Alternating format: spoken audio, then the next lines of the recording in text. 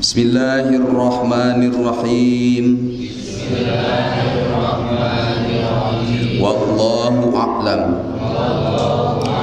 bimuradi sareng ari Allah anu maha langkung uninga kana maksad sinareng tujuan anu dikarepkeun ku ieu ayat.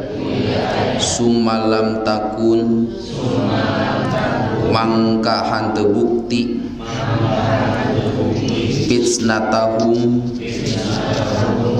menta pangampura eta sakabeh jalma illa angqalu angin ngucap eta sakabeh jalma wallahi demi Allah Rabbina pangeran abdi sadaya makunna hanteu kabuktian abdi sadaya eta musyrikina pirang-pirang anu musyrik.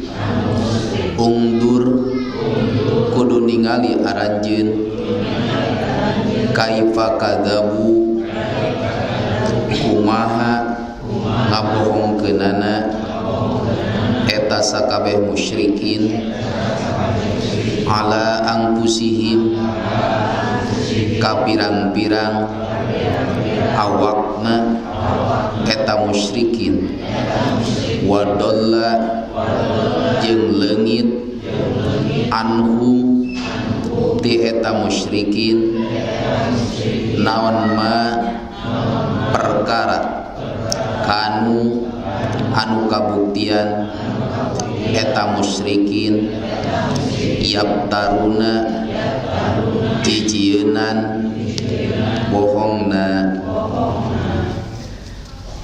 Para ibu bapak sadaya orang cobi-cobi aguar ieu ayat dawan Allah Subhanahu wa taala netelakeun tentang ke di akhir zaman di akhirat jaga kamari tos duniakeun jalma jan musyrik di alam dunia kadangkala nukang nongong kena Al-Qur'an.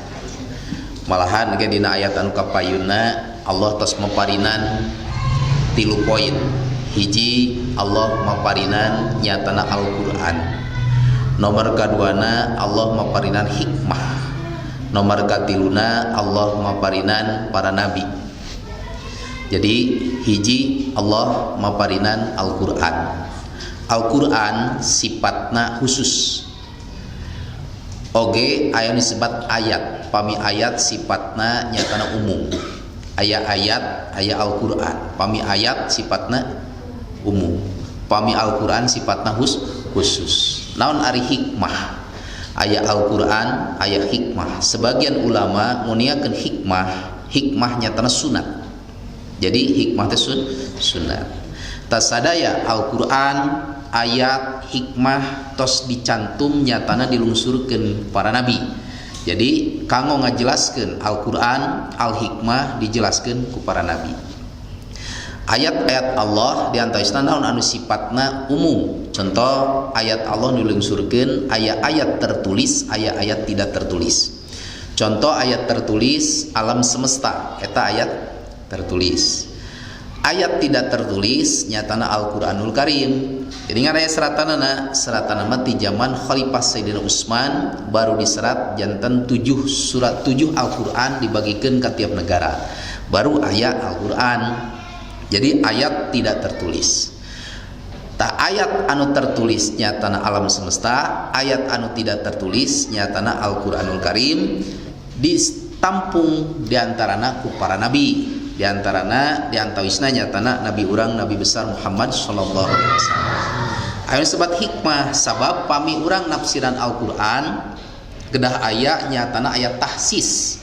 Contoh sapertos Quran ditahsis ku Quran. Quran ditahsis ku hadis, hadis ditahsis ku hadis. Jadi Quran aya ditahsis ku Quran.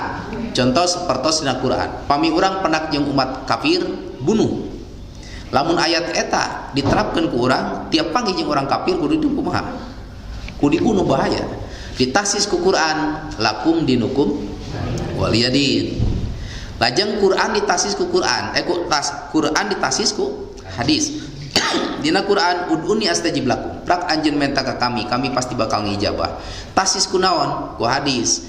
Ad-du'a mukhul ibadah, ari doa niatan ibadah, sabab doa teh sumsumna ibadah.